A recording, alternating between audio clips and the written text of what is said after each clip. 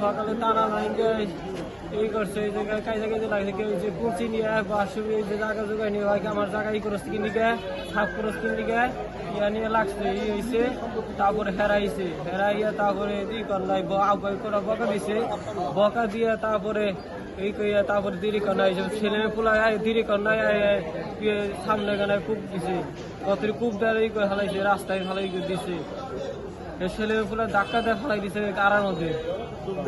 কয়টার দিকে ঘটনা এটা? 10টার দিকে।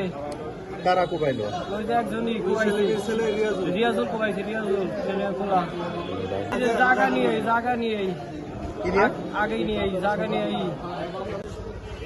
সকাল 10টার দিকে ওই যে সকাল 10টার দিকে ঘরে বসা ছিল, হয়তো সকাল আগে কোনো কথাবার্তা কাটাকাটি হয়েছে, পরে ওই রিয়াজুল নামের ছেলে সেলিমের ছেলে আইসে ঘরের ভিতরে কূপ দিছে, পরে ফিরে বাইরে আনছে, বাইরে আসার পরে কূপ দিছে, পরে কুবাইয়া পরে নাকি দৌড় দিয়ে পলাইছে দাও নিয়ে মানে টানা বাইনকে জিরাইতেছে আমার ভিডিও কল দিছিল।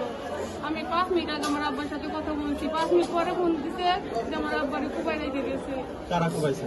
আমার বাড়ির পাশে। নাম কি তাদের? বাবার নাম হলে সেলিম, যে কুবাইছে ওর নাম হলে রিয়াজুল। কি নিয়ে ঝামেলা ছিল, জায়গা সম্পত্তি নিয়ে ঝামেলা ছিল। আজকে কয়টার দিকে ঘটনা ঘটছে? আমি ভাই বলতে পারবো না।